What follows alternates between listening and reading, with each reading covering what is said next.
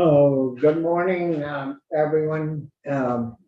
Sorry we're 12, 14, 13 minutes late, but we've been trying to get the system set up so the house would be on. And I guess they're on streaming and. Good morning, Senator Starr. We're here. Oh, you are? There we go. Hey, welcome.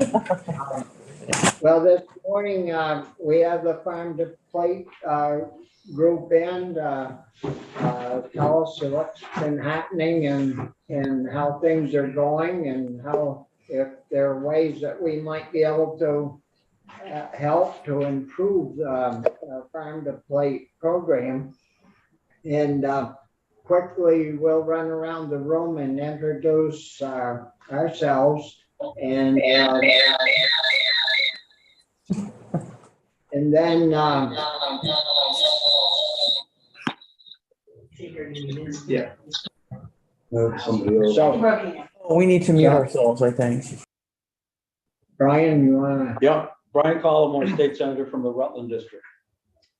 Irene Renner, Senator from Chittenden North, including Fairfax in Franklin County. Brian Campion, Bennington County, including Londonderry and Wilmington. Rich Fussman from Whale. And Bobby Starr from Orleans County and a few towns in Caledonia County. David, you want to introduce your folks? Sure. Yeah. I'll start. I'm David Durfee. I'm chair of the committee from Shaftesbury. I represent Glastonbury and Sunderland as well. Representative Rodney Graham. I represent Orange 3, which is Williamstown and Chelsea. Jed Lipsky from Lamoille 1, Stowe. David Templeman, actually this way. David Templeman, Brownington, Barton, and Westmore. Josie Levitt, Grandel Chittenden, which is Grandel County and a part of West Milton. Mike Rice, Bennington Rutland District, Danby Dorset, Grove, Mount Tabor, and Peru. Esme Cole, Windsor 6, Hartford. Heather Supernaught, Vice Chair, Windsor 4, Barnard, Pomfret, and Bridgewater. And that's it. We're short a couple of folks today, committee members who are just a little delayed, I think, because of the roads. But we're happy to be here. Yeah. Thank you, Dave. We had trouble getting in. We had to shovel our way in with that big storm we had last night. But we did finally make it. And I'm just kidding, of course. But anyways, it's really a pleasure to have all you folks with us. Farm to Plate has been a big mover here in Vermont with our food securities and things, and it's great to have you with us, and we're glad to hear from you. And Jake, we'll have Jake lead off, who's the director of the Farm to Plate program. So Jake, the floor is yours. Great. Yeah, thank you, Senator Starr. And I will now share my screen with you all. One moment. And we're sorry the house was late, Jake. We'll talk faster. That's right, yeah. For the Jake, before you get, we do have the handout from you folks. Yep. And so this stuff is in print, I would presume. Yep. For us to use the backup info. Yep. Yep. And and so for the record, Jake Sparrow, Farm to Plate Director at the Vermont Sustainable Jobs Fund. Once again, thank you for this opportunity to present today to both the House and the Senate committees.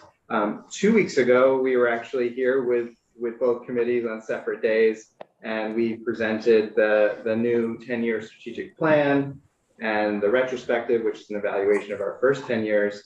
And so this annual report, 2022, really represents how is this first year of implementation going for this new plan. And I know some of the members were interested to hear more about sort of what we're doing, and this really encapsulates this, what we've been doing for 2022. And so we're going to touch upon this first year of implementation, and give you some concrete examples for how the network is acting as a vehicle, the Farm to Plate network is acting as a vehicle for implementation. And that's a couple of the speakers that we've invited are going to be talking specifically about their work and the projects that they've been a part of. So I think just to let you know, basically the agenda is going to follow the table of contents. So we're going to, in essence, like walk through each element of the report, but give you some, some of the faces and people behind each of these elements. So that's broadly how we're going to move. And I will provide page references as we go through here too. So in our opening, there's an opening letter, and what I just want to say about that is this report, and I think probably a lot of what you're hearing about from other folks about last year and even coming to this next year is about change and a sense that we're entering into maybe a new equilibrium, but it's, today is not what pre-COVID 2019 was. So things have definitely changed. They look different, but there is a sense of things stabilizing in a new way. And really, I think this represents also our resiliency is being tested here. So how well are we bouncing back as a state, as a food system? And resiliency is about not only bouncing back, but also bouncing back and being better. And so we are trying to portray how well we are bouncing back, where are we succeeding and doing well, and maybe where are these areas that, based on the changes that have happened in the pandemic, and the things that the pandemic accelerated, some of the challenges, how do we address those things? So that's, I think, something to read with that lens and listen for that today as well. So on page, it's hard for me to actually see my reference. Oh no, I see it now. So on page 3, we have a section by the numbers, and really what this section represents is trying to report on the indicators and metrics that speak to the 3 legislative outcomes. So economic development, climate resilience, and food access. So that's what these various indicators are covering.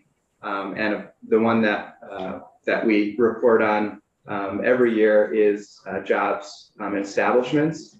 And I'm just gonna move a couple of things on my screen here so I can see.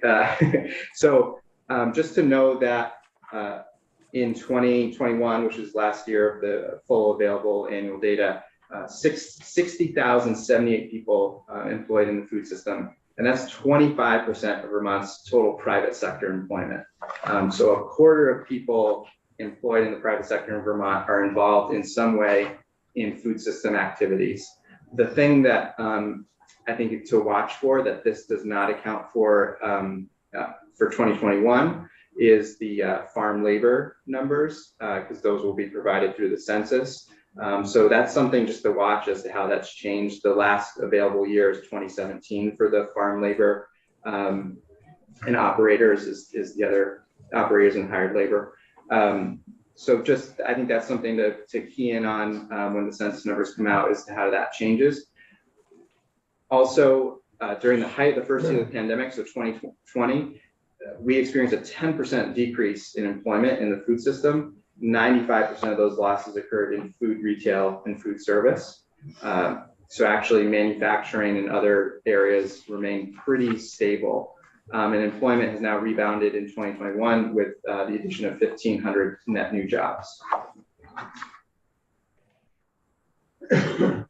And lastly, I just want to note that this is the first year we added a couple categories: community food service, regulatory, and fishing. So there is actually employment data on those 3 categories that we now start to track and we have included in the 2021 figure. Those categories are not included in prior years because we've published materials that did not include that. So just to not confuse people and looking at those materials and comparing it to this, we decided we're going to start tracking them now, and we'll continue to report on those figures. So then on the establishment side, I think just one of the key takeaways here is that actually establishments were pretty stable. The number of establishments were pretty stable in the food system through the pandemic. And there was only a 1% decline from 2019 to 2020, and then there was a small net increase from 2021 from 2020 to 2021. And so there are 11,545 total establishments that are in the food system. I think, however, as you'll hear with organic dairy, there are ways in which I think pandemic relief actually masked some of what could be now some loss of establishments this year and perhaps into the future. So another thing just to keep in mind as to how that relief did help keep places open and in business, and as it goes away, there's still some really big issues and structural challenges that farms specifically are facing, but other businesses as well. Now switching to environmental indicators, these are agricultural greenhouse gas emissions. I think the main thing to take away from this is that those emissions represent about 16% of total emissions. I think both committees have heard from Ryan Patch and others about the climate work of the state and the climate action plan. And I think the other thing just about this is that the state is working to make these numbers current up to 2020. So the last available real data is 2017. And that there are some questions about how emissions get accounted for in the ag sector specifically, the way the state does it and the way that international protocols recommend doing it are different. And so one of the recommendations from the climate action plan is to reconcile that difference. And potentially it would make ag emissions less than what they are. Just the other issue with that is that the state is looking at gross reductions. International protocols for agriculture recommend net emissions accounting. And so that's part of the issue that needs to get worked out. So who's determining those numbers, Jay? I think ANR is responsible for doing the accounting of emissions. And then beyond that, I would say that's a question beyond my expertise. And I just, as I mentioned, I know that there is a recommendation to put out an RFP to look at this specific issue related to agriculture, because it is something that may be discounting the actual contributions of the agriculture makes to climate, climate reduction mitigation in the state, depending on how you count those figures. So. Thank you, Mr. Chair. What's the difference between gross and net? Yeah, so net emissions would be taking into account sequestration of carbon. And then gross is just looking at the emissions that are occurring and trying to reduce that number in total. That it's going to be very important as this moves down the road that we in the farming and agricultural business get our fair share, get credits for our health. Yeah. And a lot of farms have already talked about, well, who's going to do the measuring and who's going to do the credits, and because they're concerned about their small numbers, not getting their full credit. Yeah.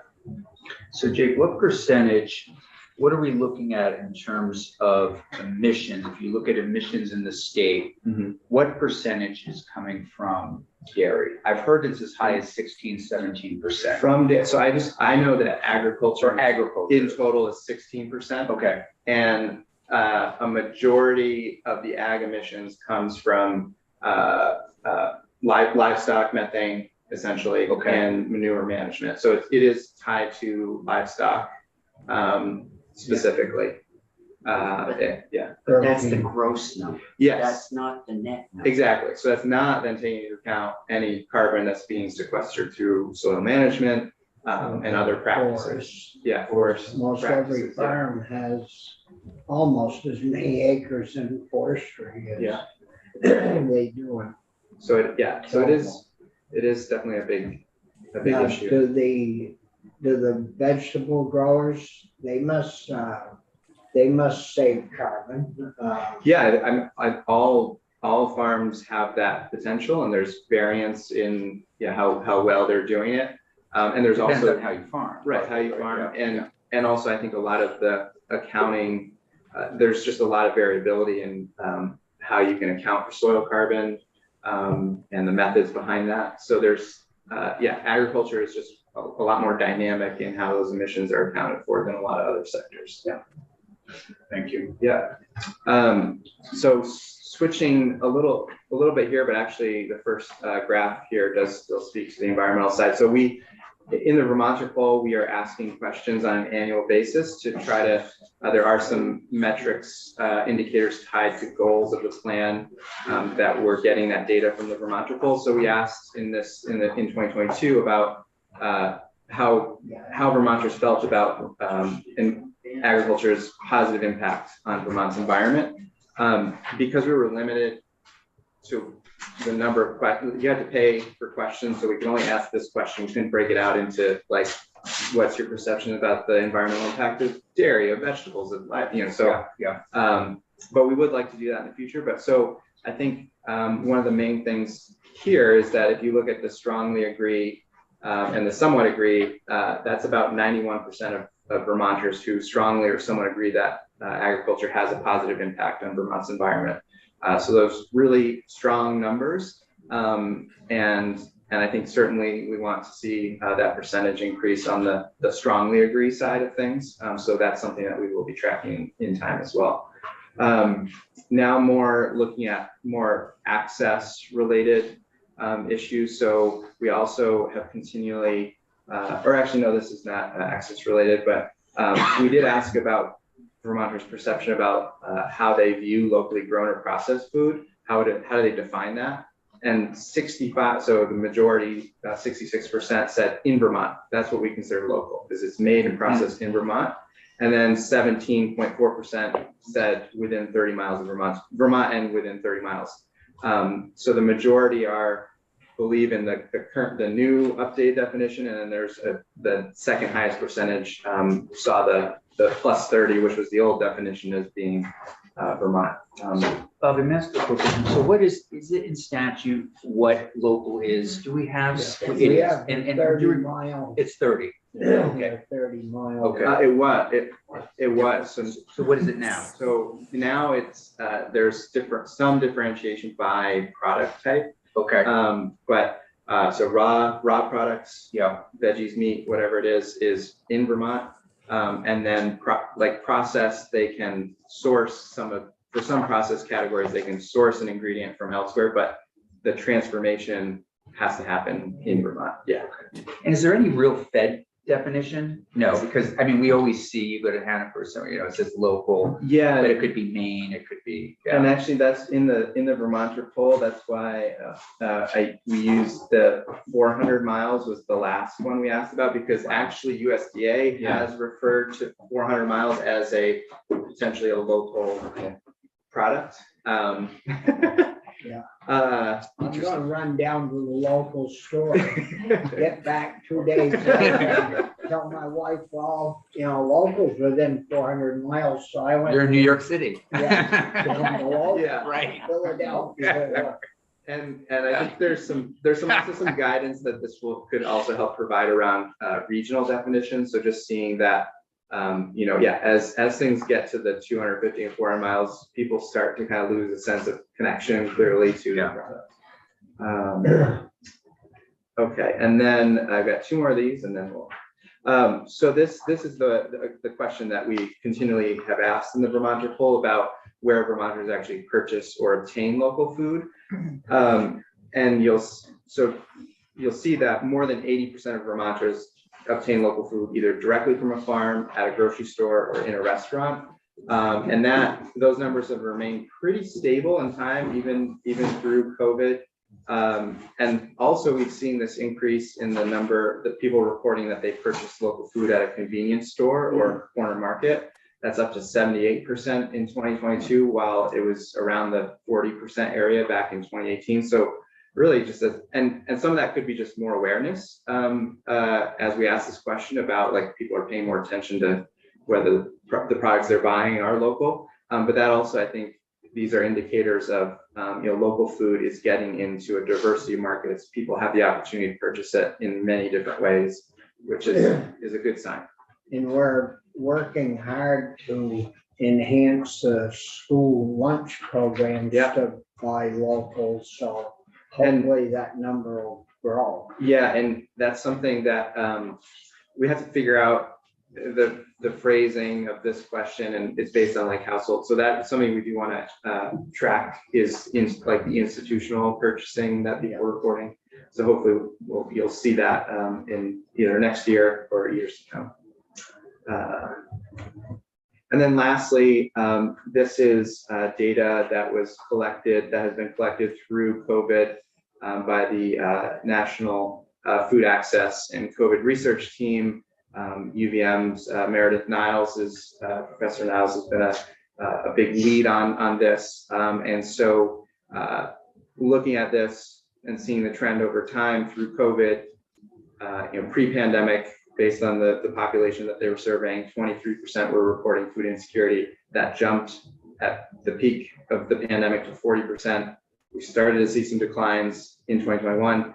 And then now in that 39% number, they've reported that inflation has been a significant driver of the increase now in greater food insecurity, in addition to just all the other structural economic issues that people face.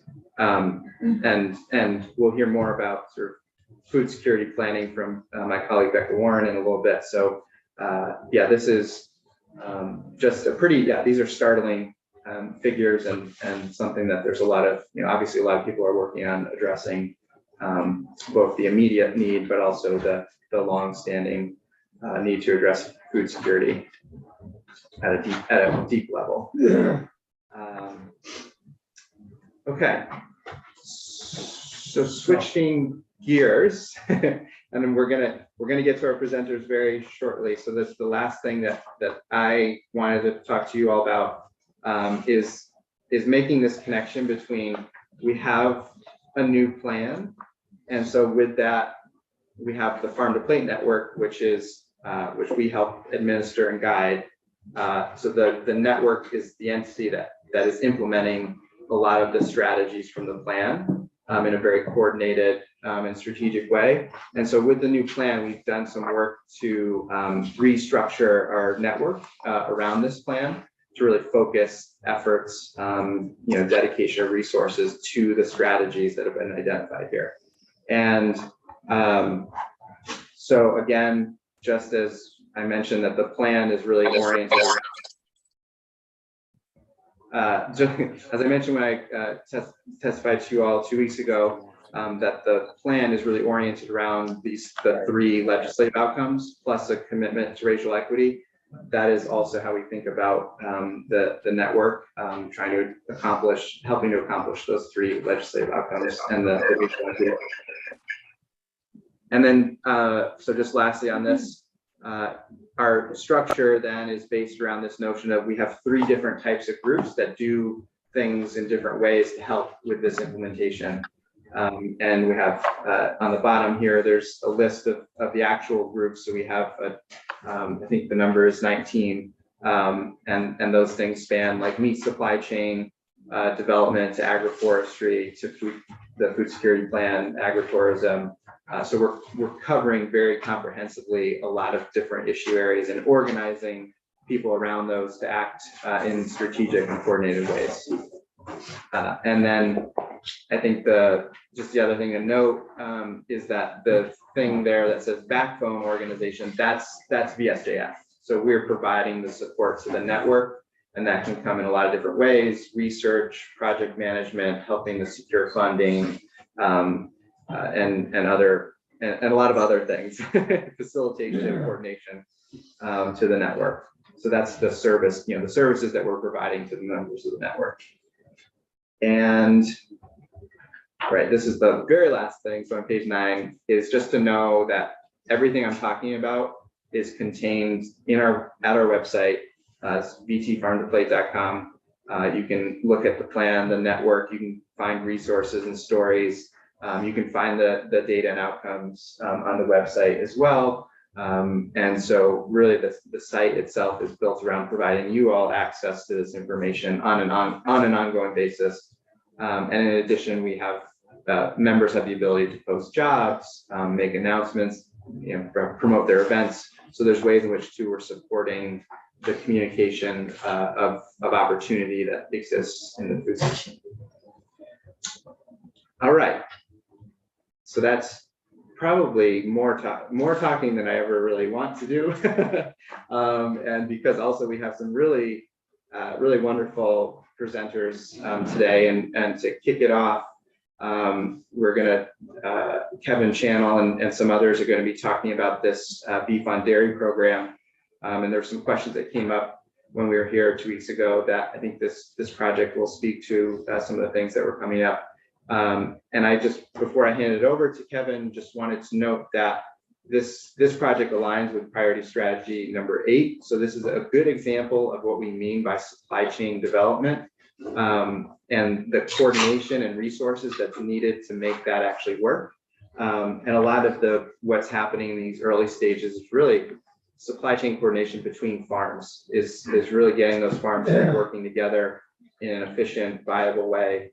And then there are actually 2 very specific recommendations from the grass-fed beef product brief that this is helping to address. So this is just a very good example of implementation of very specific strategies and recommendations from the plan. Yeah. And funded by WeLab, which we were very, very grateful for. And so supported by the state.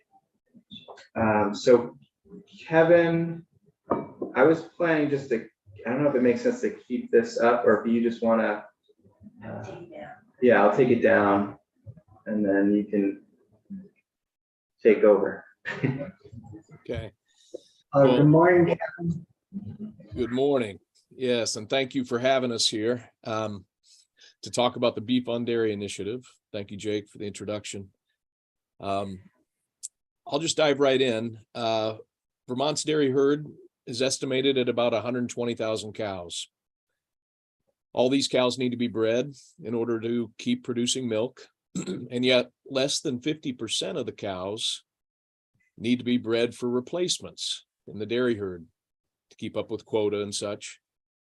Well, this leaves over 60,000 cows available in Vermont to produce terminal F1 beef on dairy calves for a higher value on an annual basis. With artificial insemination and genomic testing, we're developing a sire program that will yield a high quality, efficiently raised beef cross animal suitable for the premium beef market.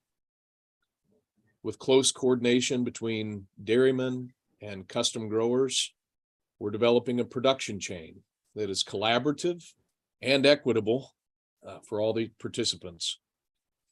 Whether you're a dairyman breeding your heifers and lower producing cows to beef, or you've sold your cows and are looking to find an alternative use of your barns and your cropland, or you're a new and beginning farmer looking to reactivate a fallow farm, there's a place for you in this network of cattlemen. We're securing solid markets for live fat cattle and displacing foreign and Western beef that is so prevalent in the Northeast metro markets. This is the opportunity that's before us to develop premium beef production here in Vermont that creates an additional revenue stream for dairy farms' calves and returns economic gains back to farmers who have underutilized or idle infrastructure. Maybe they have some fallow land or aren't getting market price for their feed. And maybe they have latent talent that they'd like to repurpose with a program like this. They're spread across Vermont, all of these assets. And as the dairy industry consolidates and contracts, we believe that participation in this coordinated beef on dairy program is a viable economic option for cattlemen and women of all sorts in our state. Today, we have with us some early adopters to tell you more about how this program works for them. allow me to introduce one at a time. We'll start with, we got Mark Bryson of Dayona Farm. He's an Addison County dairy farm in Shoreham, Vermont. They milk 1,170 cows. Mark, could you tell us a little bit about Dayona Farm and where Beef on Dairy fits with your program? Well, as you said, can you hear me? Yes. Yeah. Okay, so as you said, we have 1,170 cows in Shoreham. We farm about 2,000 acres. And we have extra animals, pregnancies available. And about 7 or 8 years ago, I started breeding my heifers to Wagyu. And then I raised the animals. I had extra room. We're on a base excess plan, so we don't need to raise every heifer calf for replacement. So I had extra feed and I had extra facilities. So I started raising these animals, and then I started marketing them. And I have a wholesale license. I have a retail license, and I sell whole animals, and we sell to restaurants. And it's a very good product, and it's local, and it's efficient to run as a sideline to my dairy farm because I already have the cows and the equipment, and it just makes a lot of sense. Thanks, Mark. One of the things that has come up in working with Mark over the past few years is that he could do a lot more if there was calf raising facilities. And so we've been working to try to get rid of that bottleneck for Mark so he could put more animals. We could feed out more animals instead of sending more through the auction. Thanks, Mark. Next, we have Chris Wagner of Green Dream Farm. It was formerly a 400 cow dairy in Franklin County. And now in the past several years, he's been custom raising beef on dairy animals, beef animals, and also boarding heifers. Chris, could you share a little bit about where Beef on Dairy fits with your farm? Excuse me. Sure. I've got a little bit of a cold, so hopefully I come through all right.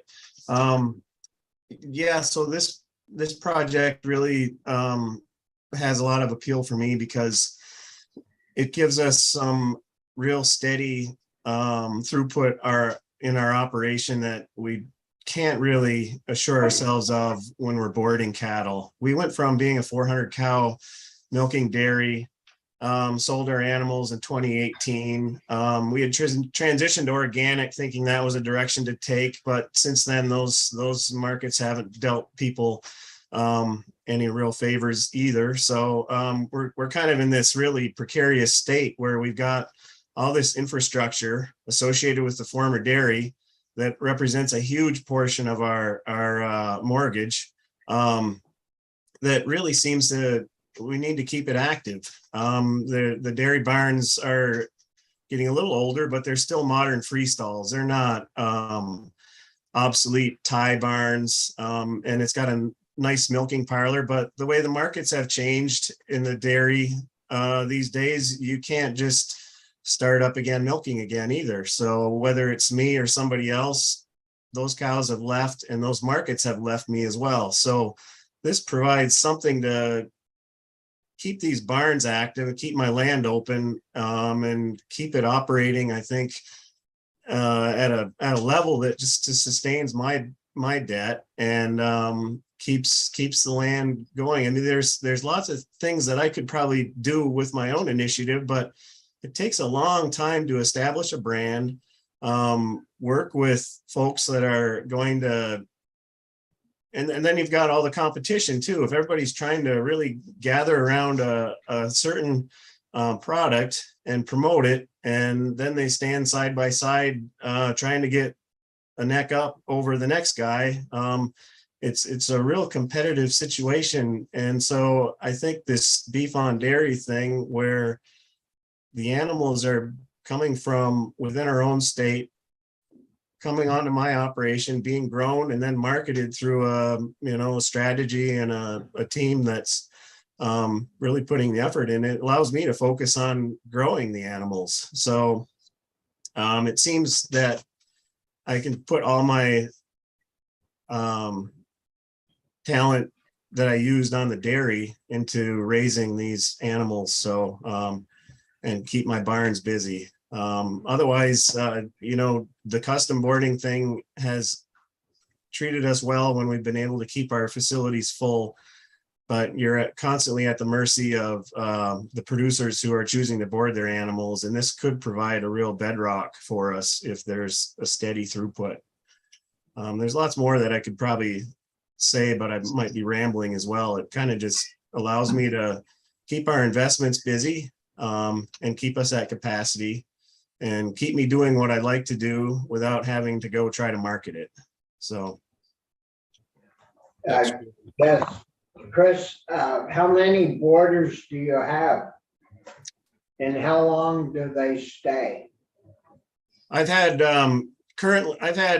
only 2 to 3 boarders at a time, it seems like. So my facilities are designed for mature cattle. So it's hard to bring in animals that are less than, say, 600 pounds, which would be less than a year old. So 600 pounds and up seems to work in the barns that I have without a lot of modification, because these housed 400 mature Holstein cows. So when I bring in animals that are smaller than that, it doesn't work as well. And that kind of limits who I can cater my business to. So I've had a couple different beef producers over the few years that I've been out of dairy. And I've had a couple different guys bringing in their far off dry cows that aren't being milked. And then I've had heifers that I've raised for folks. So my capacity is upwards of 400 animals. So it's hard to keep that full all the time. And they've been changing their strategy as well. They're not looking to expand their herds as much as they were in the past. They're reducing the amount of replacements they're raising. And so for me to go out and try to solicit those animals is really difficult, just because they're really not available. There's just a very select few of people that are needing the service of custom boarding. And are you located in anywhere in that block of land around Swanton that's conserved land? That's, pardon me, conserved, you say? Yeah, we have a pretty big block of land in the Swanton area that's sold off the development rights and only can be used for ag. And I didn't know if you were, in that area or where. Yeah, we're in Franklin, Vermont, and we have conserved through Vermont Land Trust. We're in an area, we're not land rich. Our facility of 400 cows was pretty tight with the acreage needed, and we decided we really needed to preserve that acreage as ag around us and weren't interested in developing. I guess we weren't seeing where we were headed when we decided to sell our cows in 2018 after 3 or 4 years of really poor pricing. Maybe we wished we had some lots to sell now, but I guess we also had the infrastructure that we knew we needed to support around us. And if we started to add development into the mix, we were going to be out of farming. Senator Starr, we've got a question up here in the House committee room and wonder if we could jump in. Sure. Hi all, Heather Supernaut.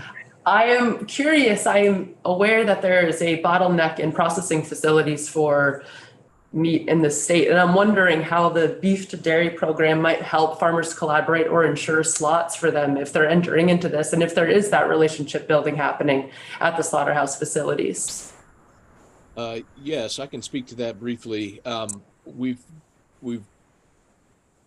identified the main market as a live cattle market. In other words, the buyer or broker that's moving these cattle, these finished fat cattle, they secure the processing for those animals, usually out of state. So these animals will be shipped in pot loads out of state for processing elsewhere. Where we develop retail markets, we still need to solve for that. Thank you. Any other questions in the room here while we're, no? Okay, back to you, Kevin. Okay, Chris. thank you. And next we have Travis Whitcomb. He is the manager and soon-to-be successor at Roman Way Farm. This is a Windsor County dairy farm in Chester, Vermont, milking 550 cows currently. And Travis, could you share with us more about how Beef on Dairy fits with Roman Way and specifically to your succession plan? Hi, can you hear me? Yes, thank you. Yeah, so like Kevin said, my college roommate and I are 32 years old and we're trying to take over the farm here in Chester. Hopefully it's happening soon. But through that, they have always relied on milk production as a source of income. And with us taking over this farm, we need to diversify and find other income streams, especially now, the way the market is. So 4 years ago, we took over a lease on another farm because we had always had to buy corn every year. And with that, we got a large facility that we had planned on milking more cows at. When COVID hit and the base was enacted, we were no longer able to get a market to milk at that farm. So we had all these facilities and all this extra land, and we needed to make the rent payments. So that's when we started raising the F1 Wagyu to just try and have another income stream. And also when we did that, we stopped raising as many heifers. That was one income stream we had in the past, was we sold hot loads of fresh cows every year. But the last 3 or 4 years, the price we were getting for those was maybe half, 3/4 of what it was actually costing us to raise them. So we needed to find another way to raise animals and actually make some money on them. And so right now, you could sell fresh cows for it, but we don't know what that price is going to be in 2 years. So having a stable market going forward, it allows us to plan and see what our income is going to be to make these payments and move forward with this succession. Thanks, Travis. Yeah, the diversified revenue stream is a big strategy. Especially on a farm with 550, you'll be able to produce as many as 200-300 calves a year for the program, and only have capacity to raise replacements really for calf hutches, what you have on the farm. So this coordinated production chain is really essential to create that revenue stream. We can send calves back to you for those other facilities when they get bigger, and you can make a per diem on those animals as things go.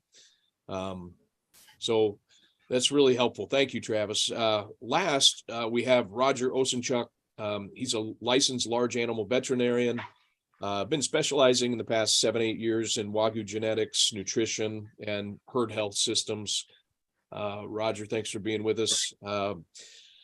Tell us a little bit about Beef on Dairy from your perspective as an active vet. You guys can hear me okay? Yes. Okay, so pretty much it's, to me, I came from Western Canada originally, and I've been practicing here in Vermont for 24 years and made it my home. I have 3 kids in school in Springfield. And I've watched over the years as the small dairy farms, which I was really involved with as their veterinarian, and these were personal friends of mine, and how they've all pretty much gone out of business other than one left in Springfield. And the Beef on Dairy has been something that I've sort of seen people play with, but never get together and really make it work. And since getting involved with Kevin and making a serious plan about it, I think we're missing the opportunity because of all the Western beef that ships here. And we have the human resources and a passion in our dairy farmers to be able to keep the farms alive and keep going. And I think everybody sort of has reiterated how important it is, but what I think the part that we want to do with our project is that we want to implement some of these things through data collection that'll impact on our climate and be leaders in the industry as far as calculating residual feed intake, and as farmers being able to get a better return on their investment. And if we can implement some of the strategies that we want and collect data and make the correct sire selections and the health product, the health parameters and the dietary concerns to put in, that we can make a difference in the industry, in the state, and even increase beyond Vermont and all over New England. But I guess I'm rambling on, but there's a million things that we could talk about by decreasing our carbon footprint with making right sire selections. And everybody is so concerned now, which is really important on our climate actions, that if we do it right, we provide the information back to the farmers, and on our collection of from our data collection, that we can make everybody money all the way along the way and utilize the state of Vermont as basically setting an industry standard. And I guess that's so. Yeah. Is there enough farms to keep you busy, Roger, or that's a whole other strategy. There's so much veterinary work that this is my part-time job in the evenings, and I'm kind of looking at the future. But yeah, my phone rings off the hook.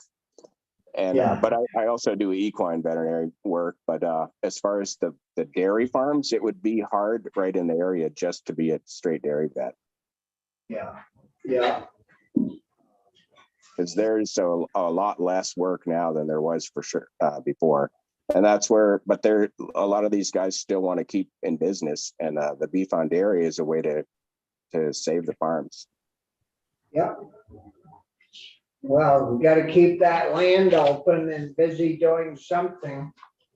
So they can make a buck at it. That's great.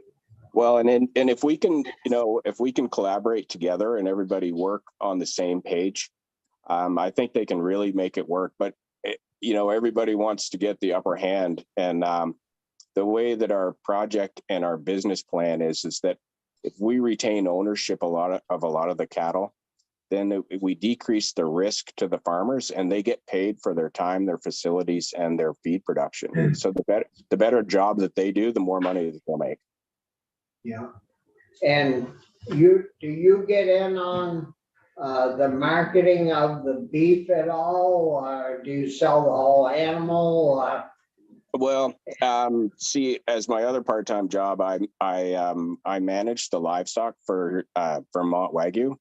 So I've been really lucky to be exposed to a lot of other industries and other markets. And the F1 market, there's a huge demand. There's guys that I know that are in the F1 business in Texas and Iowa and in Nebraska, and they would buy every F1 that we can produce. These are F1 Wagyus. There's demand at certain slaughterhouses to the south that want to do as many as 500 fats a week.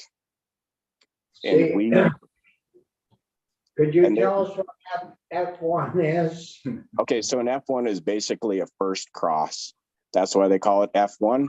So it would be a dairy cow, a Holstein, a Jersey, or any crossbred Wagyu, or a crossbred dairy, I'm sorry, on a Wagyu. And we're sort of focusing on the Wagyu business, or the Wagyu crosses, but there's no reason why the business model couldn't carry through to any of the beef on dairy crosses. A lot of the reason that I talk about it is because it's the industry that I'm exposed to, and we have an opportunity to add probably anywhere from 20 to 40 cents a pound on a premium on a live animal basis over a straight beef or a straight dairy cross. Like a dairy Angus cross maybe would bring $1.50 on a 500-pound calf, and we can get anywhere from $1.80 to $2 a pound. That's good. Yeah, it's a significant difference, but the problem is that we have to somewhat change the mentality of the dairy farmers, that it's not just a beef calf. They still have to be raised right. The thing with the guys that you've talked with, or that you heard from before, is that they feed the beef calves just as good, if not better, than the dairy crosses and their replacements. So they do a fabulous job. If they're not fed right, you know, it's kind of the garbage in, garbage out at the end of the day. You can't just take your beef calves and throw them out and feed them your poorest feed. They need to be taken care of. And that's for the program that we're trying to implement, is that we're, you know, if they will follow the protocols that we set as far as feed and diet decisions, we can really promote a very premium product. Well, we certainly have, you know, the population within 250 to 400 miles from us to take a lot of, that must buy a lot of beef.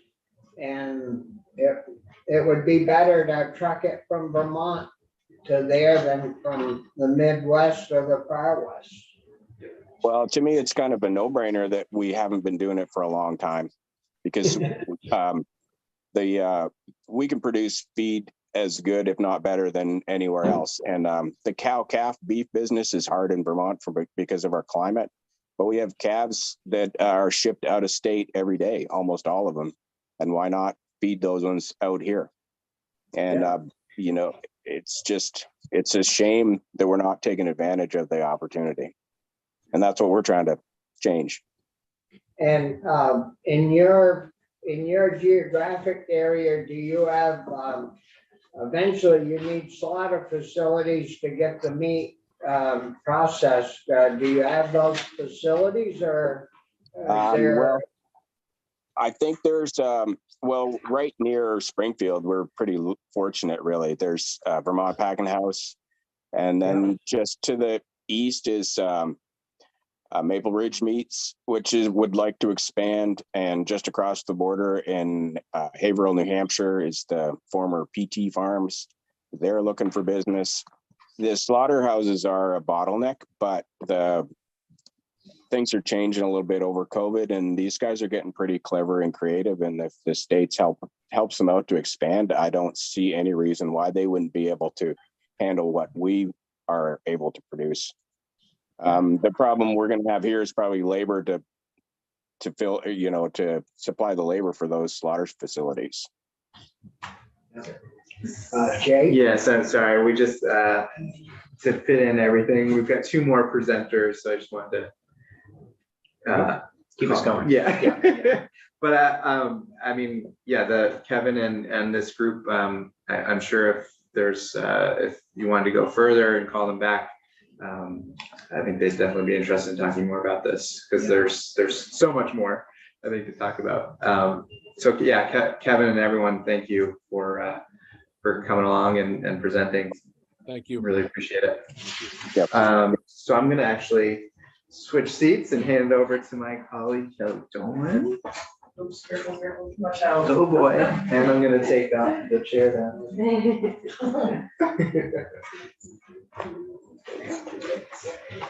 Great. So my name is Kelly Dolan. I am the network manager with Farm to Plate, and I'd like to introduce Natasha Duarte and Chuck Wooster. Natasha Duarte is the director of the Composting Association of Vermont. She is also a Farm to Plate network manager and curator of the Food Cycle Community of Practice.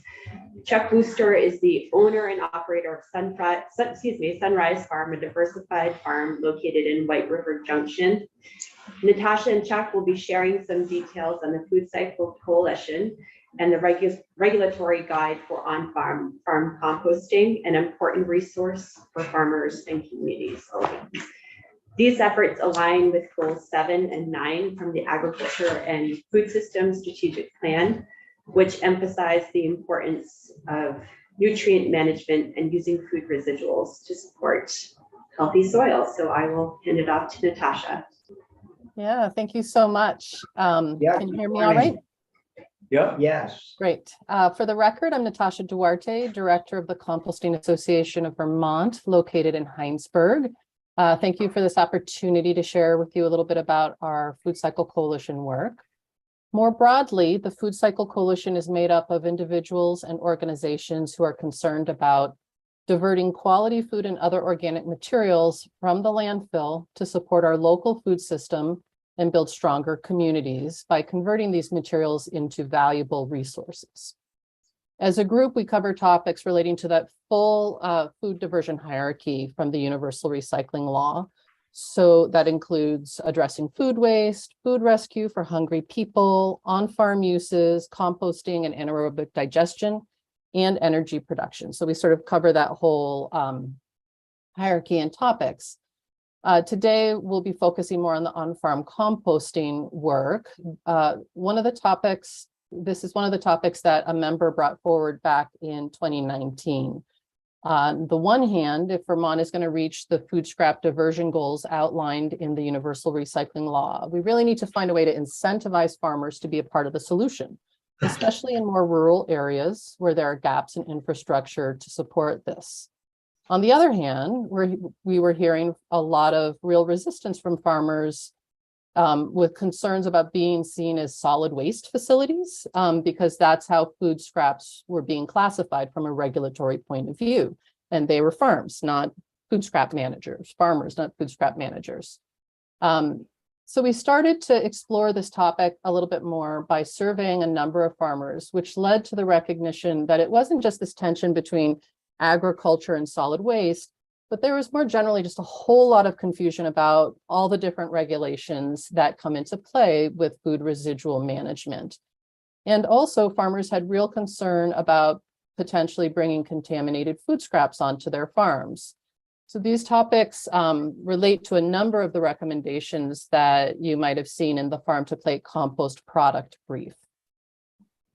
To the point of contamination, what we know is that when residents divert their food scraps to farmers or gardeners or other community groups, so this more community scale or community-oriented composting, we actually find the lowest levels of food scraps being mixed up with non-compostable materials. So getting these cleaner streams is what we call source separation, which is just a term that I might inadvertently use or that you may come across. So I wanted to highlight that. The lower rates of contamination is because this type of closed loop diversion tends to be based on relationship. That's not to say it's perfect, but people tend to be much more receptive to outreach and education about changing their behavior when it's relationship based. When they're actually buying food from the farm that's using compost made from their own food scraps to grow the food. So that's that closed local nutrient loop. To the point of maintaining the integrity of clean streams of food residuals and other organics for on-farm use, we think that it's really critical that the state in all of its messaging is really clear about what source separation means and why it's important. And some of you have likely, and I know in last session, this whole thing about depackaging and how we manage our packaged organics came up. And that's sort of blurred this idea of source separation in our state. And so that's one thing to keep an eye out for and that we can circle back to if we have time or if there are questions about that. But to address the obstacle about understanding or not understanding the regulations, we formed a working group. The Food Cycle Coalition formed a working group led by Kat Buxton of Grow More, Waste Less, and put together this little booklet called that I think Jake has or Kelly have some copies if anyone is interested. It's called Sorry. We have those. Great. So, Yeah. thank you. So the Partnering Farms with Communities, it's a regulatory and startup guide for on-farm food scrap composting. So it aims to clarify the regulatory landscape for both organic and conventional farms. It's not intended to have all the answers, but really walk farmers and community members through what they should be thinking about. Everything from the solid waste rules and the required agricultural practices and Act 250, all of these different things that people need to be realizing sort of intersect with food residual management. It also lays out potential options for community-oriented solutions to close those regional gaps in food scrap composting infrastructure, especially in the rural parts of Vermont. And it outlines strategies that small farms can utilize to create connections with community members who would be interested in bringing their food scraps to them. While we were working on this booklet, I just want to highlight that Act 41 was passed, which moved on-farm composting of food residuals from the Agency of Natural Resources jurisdiction to up to a certain volume, up to the Agency of Agriculture, and directed the Agency of Ag to establish new rules for this practice, which we're hoping will come out this year. And but we were able to insert some language in the guide about these anticipated rule changes, and we're hoping that they'll have a positive impact on incentivizing and encouraging farms to get involved in food scrap composting. I just want to note before I pass it off to my colleague Chuck that in the fall of 2021, building on this work, the Composting Association of Vermont, as part of our mission to support the production and use of compost as an integral link between sustainable agriculture, communities, and economies, received a USDA Rules utility grant to work with 3 farms on a pilot project to take community food scraps and compost them. And so that really grew out of the Food Cycle Coalition work. We're putting it into practice. And Kelly from the Farm to Plate network sits on the project steering committee. So we're keeping that really closely tied, and we're hoping to grow this community of practice. So Natasha, can I jump into the question? Yeah, please. Just thinking about our own community where the transfer station has set up composting bins, and it's operated by a private hauler, by Casella. And I don't have any sense of what happens to it after it leaves that transfer station. And I'm not guessing that you would necessarily know that specific answer, but in general, where are communities' food scraps ending up? Yeah, that's a great question. It really depends on what solid waste management entity or where you are geographically located in their state. So just quickly, some regions have partnerships. The solid waste management folks have partnerships with farms like Hudak Farm up in the Northwest Solid Waste Management District. And so those food scraps go to the farm. I believe most, if not all of them, go to the farm. In other places, like in Lamoille Regional Solid Waste Management District area, those go to Lamoille Soil, which is a municipally run small composting facility. And so it really varies. My understanding in terms of Casella is that they do run the single depackager that's in operation in Vermont. And I believe they're bringing all of their stuff there, and it gets mixed with other collected organics, like from grocery stores or institutions, and run through the depackager and then sent, I believe, for anaerobic digestion, the output from that. So there's not one answer. It really depends on where you are locally. Good, thank you. Yeah.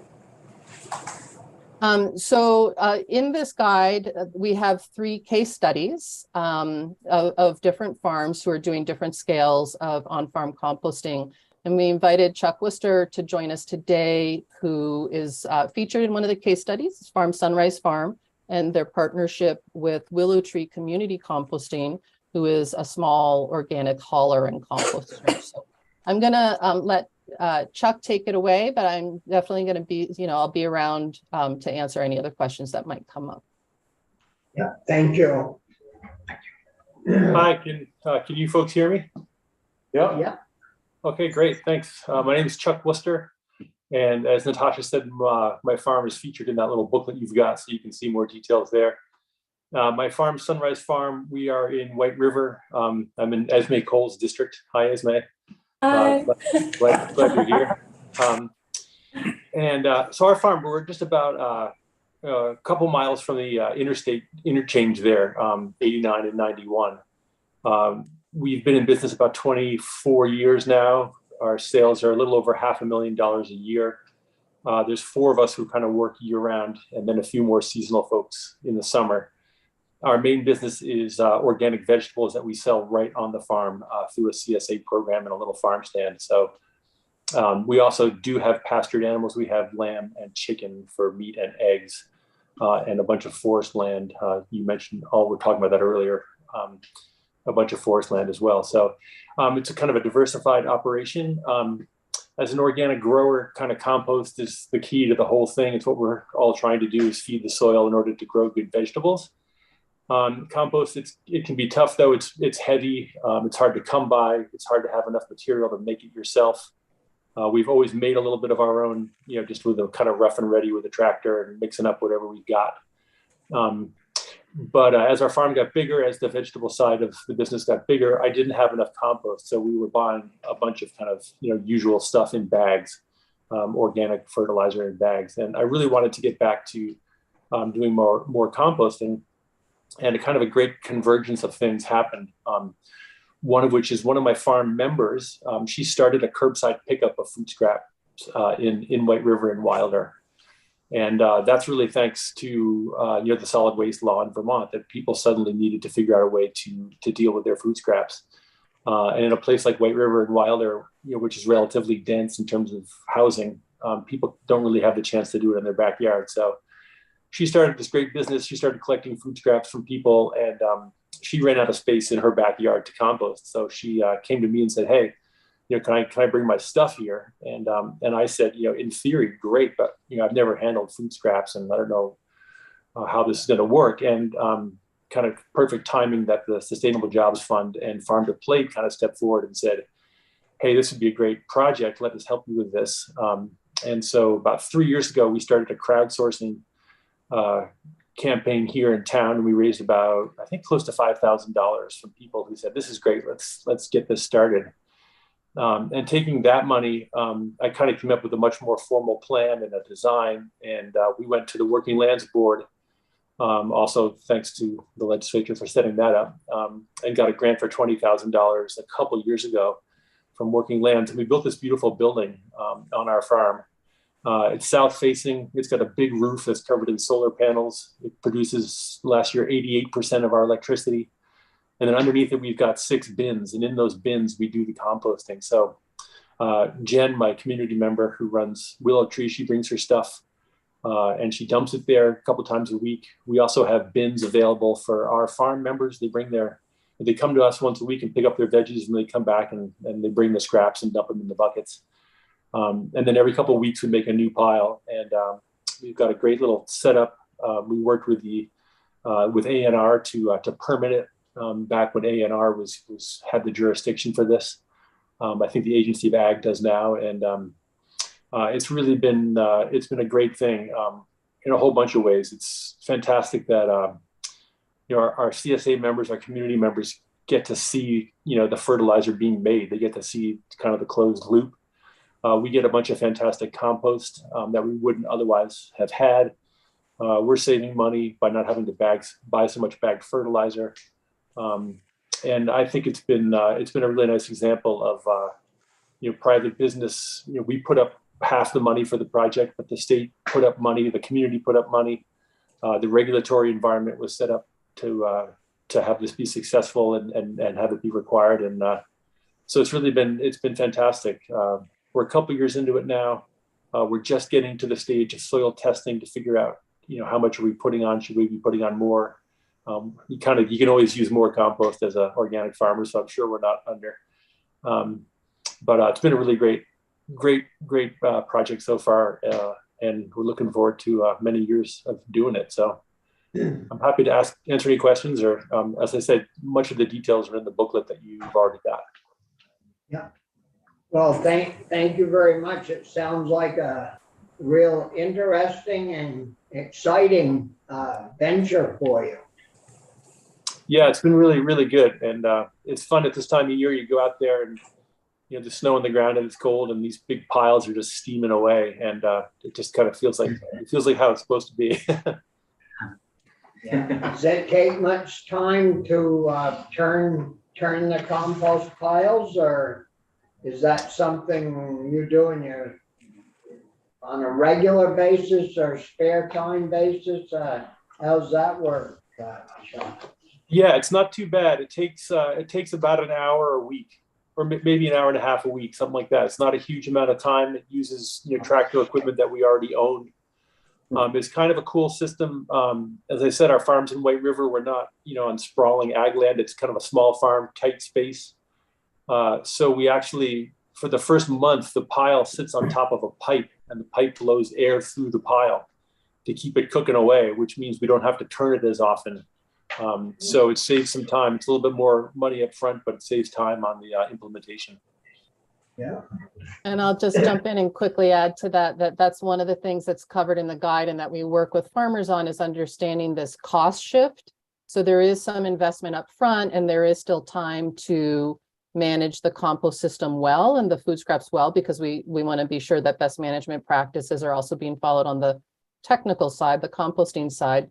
But it also defrays the cost of importing fertilizer or buying compost. And so we look at some different business scenarios in the booklet that sort of do the math and help folks think about a business plan and how it's more of a cost shift with the potential actually for becoming revenue generating over time, as opposed to being, costing more money to change to this practice. Yeah. Great. So do you have someone else that you'd like to introduce? Yes, we have one final presenter. Next, I'd like to introduce Becca Warren. Becca is the Farm to Plate Food Security Plan Project Manager. This effort corresponds to Goal Category 3 and Priority Strategy 24 in the Agriculture and Food System Strategic Plan. So I will pass it off to Becca. Thank you, Kelly. As Kelly said, my name is Becca Warren. I'm the Food Security Plan Project Manager at the Vermont Sustainable Jobs Fund. I live in Heartland. I'm one of Chuck's shareholders at Sunrise. And I'm going to give an update on the development of a Vermont food security plan. So first, I'll give some background on the Vermont food security plan, and then I'll describe what will happen with the plan this year and review the statewide outreach process we had in 2022. And then maybe we'll have some time for questions if you have any. So as you know, the current Vermont Agriculture and Food System Strategic Plan calls for the development of a food security plan, and it is also called for in the Vermont Climate Action Plan and in the Governor's Commission on the Future of Agriculture. And of course, behind those formal calls for a plan is our knowledge that 2 in 5 people in Vermont are reporting food insecurity in their household, and our knowledge that through collaborative action, we can create a resilient food system that serves all in our state.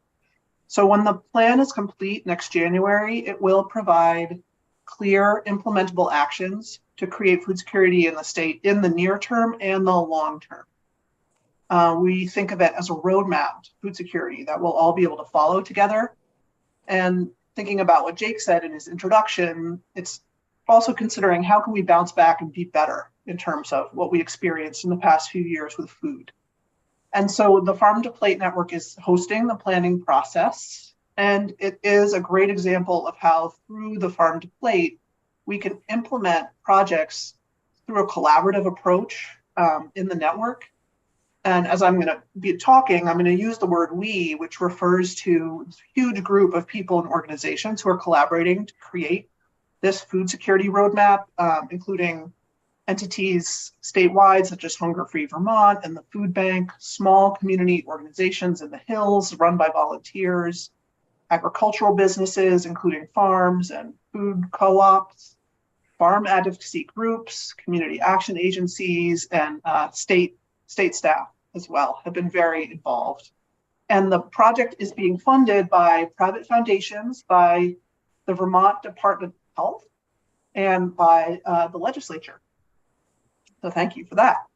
And in the project, we think of food security the way the United Nations frames it, which is that we will have food security when all people at all times have the physical, social, and economic access to sufficient, safe, and nutritious food that meets their dietary needs and food preferences for an active and healthy life. So in this framework from the UN emphasizes our aim to tackle the complicated systems underlying food insecurity. And we think both as food insecurity at the household level, as well as the insecurity of our food system and our food supply. So the Vermont Food Security Roadmap will be presented to you a year from now. And this year, the network collaborators will write the roadmap.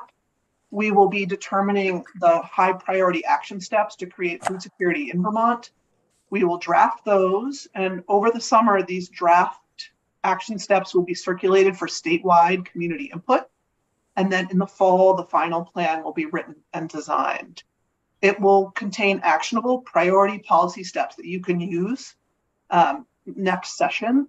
And there will also be actions that are not policy so that everyone in Vermont can find a role for themselves in creating food security.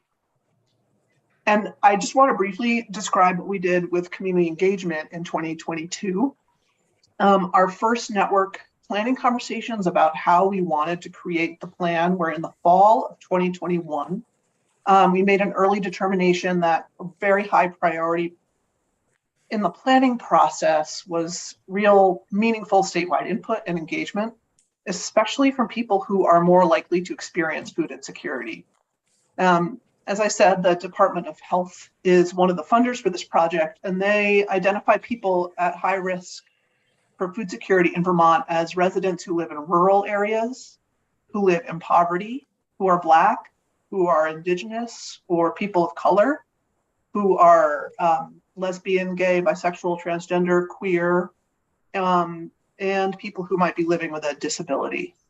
So as we considered what type of information and who we wanted to talk to statewide, we were prioritizing input and knowledge from those people who are in those categories of identity. And as we consider what type of information we wanted, I want to emphasize that we all know we're not starting at the beginning of understanding food security as a state. Across the state, in towns, at the state house, people are taking action to solve the daily emergency of food insecurity and to solve the root causes. So the statewide outreach from that perspective was a process of gathering and consolidating existing knowledge on how we can be resilient, how we can provide food security to all Vermonters. So starting in June and continuing to the end of the year, last year, we talked with over 500 people about what is already working to create food security, what is not working, and what needs to start happening in order for us to have permanent food security for all in Vermont. And as I said, we prioritized input from people identifying as members of these high-risk groups, both in doing the outreach and getting the input. We compensated people for participating. And people were able to have one-on-one conversations, take part in group discussions, and respond to a digital survey. In addition, we have undertaken a focused research project on transportation barriers, because we know that is a huge barrier to food access and security in the state. And we've been working with a UVM geography professor who interviewed over 100 people across the state on the topic of transportation barriers, people who had both professional and personal expertise with those barriers. So as we speak, all the information and suggestions and data from this statewide input is being reviewed and analyzed. And then that analysis, the data will guide the priority areas for action in the roadmap this year as we move through the writing process and review process with the network group. And I'm really looking forward to returning a year from now with that roadmap in hand and continuing our work to bounce back better and create a truly resilient food system. I'm happy to answer any questions. Thank you, Becca. We did notice that we had an increase in your area of expertise this past year from Jake. It went from like 31% to 38%, I think. And so I think you've got your work cut out for you. Thank you, Senator Starr. I think we all have our work cut out for us. Yeah. And I know you'll have a lot of opportunity this year to take some good, strong actions to help bring those numbers down. Yeah. Well, thank you very much for your presentation and what you do. Thank you. Any questions? No, thank you. No, also, no? So, We have one, yeah, if Kelly is just gonna end with one last set of kind of things to look forward to, and then if there's time for any Q&A discussion, but we're kind of off schedule now, so I don't know how you want to handle that. well, we'll give you another 2 minutes. Okay. Great, thank you, I appreciate the time. So I'd just like to highlight some of the work of different teams within the Farm to Plate network that are on the horizon in 2023. The first centers on the Racial Equity Plan Priority Strategy team. So the Agriculture and Food Systems Strategic Plan centers on foundational goal categories, one of which is racial equity. In 2022, we conducted 20 interviews with key individuals meant to inform the process and creation of a racial equity plan for Vermont's food system. And this past Monday, a small team of committed individuals gathered to reflect on the results of those conversations. In the coming weeks, others will join the process and the process will continue to unfold, drawing on the lived experiences of BIPOC Vermonters, in-depth research and investigation of racial equity in Vermont's food system. A second team that I'd like to highlight is the agroforestry priority strategy team. This team brings together farmers, researchers, technical assistance providers interested in expanding the intentional integration of trees and shrubs into agricultural systems. It's increasingly recognized as an innovative climate change adaptation that expands productivity, improves animal health, and helps to mitigate environmental harms. Monthly meetings and field visits to places like Clay Plain Forest Farm in New Haven allow members of this team to learn from one another and consider the intersection between conservation and agriculture. In the coming months, this team plans to take a more in-depth look at supply, including availability of local nursery stock and opportunities to use storytelling to expand farmers' knowledge of agroforestry related practices and their benefits. And a third effort and final effort I'd like to highlight within the Farm to Plate network is the Financing for Farmland Access Priority Strategy team. So the importance of preserving Vermont's prime agricultural farmland is increasingly evident, while at the same time, external pressures, including migration, development, and cost, make land out of reach for many farmers. These challenges are even more evident for BIPOC farmers. Through monthly meetings, the Financing for Farmland Access Priority Strategy team explores policy initiatives as well as traditional and alternative land access models meant to expand how Vermont considers issues related to cost, accessibility, and equity. So these are just a few examples of the many happenings across the 20 teams established within the Farm to Plate network. Thank you. No, thank you. Thank you. Any questions? No, I guess we're good. So thanks for coming and time. So Ellen, you got a minute or two, or 5 minutes or a couple minutes? If you want something, I wasn't planning to talk. I see you're on the bottom of the list. No, that was just Linda being nice. Oh. No, I wasn't planning on saying anything, but obviously, you know, what you heard today, I think, is representative of a lot of very on the ground work in the projects that you've heard about. And then it's also, we have a lot of additional projects that are getting underway. And so we'll just continue to bring those forward for your knowledge and good questions. And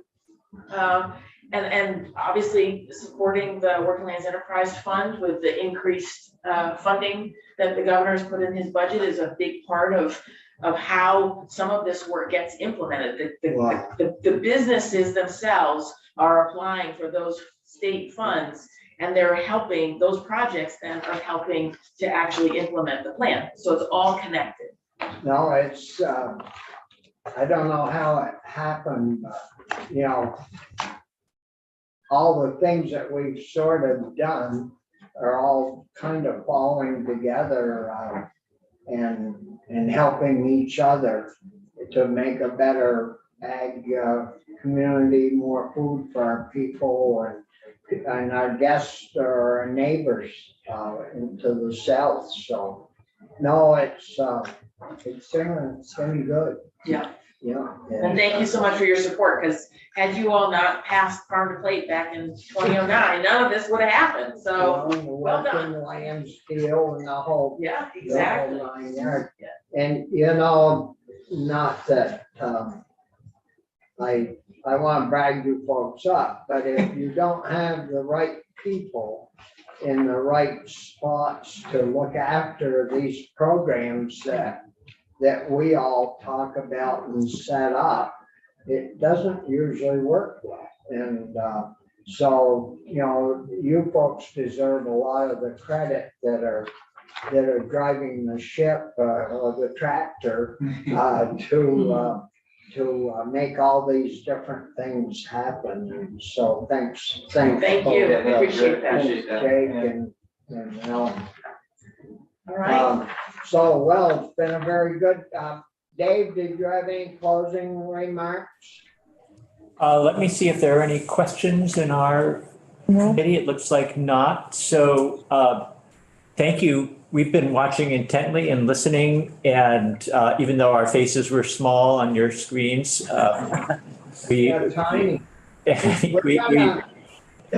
going to get an appropriations from the appropriations committee to get binoculars so we can see you guys. Well, we appreciate all of your testimony this morning. Very, very interesting and compelling, and I'm sure we'll have an opportunity to delve into more detail as time goes on. Thank you. Thank you, Dave, and we'll adjourn our meeting with the Farm to Plate folks and take a short break, and then we've got a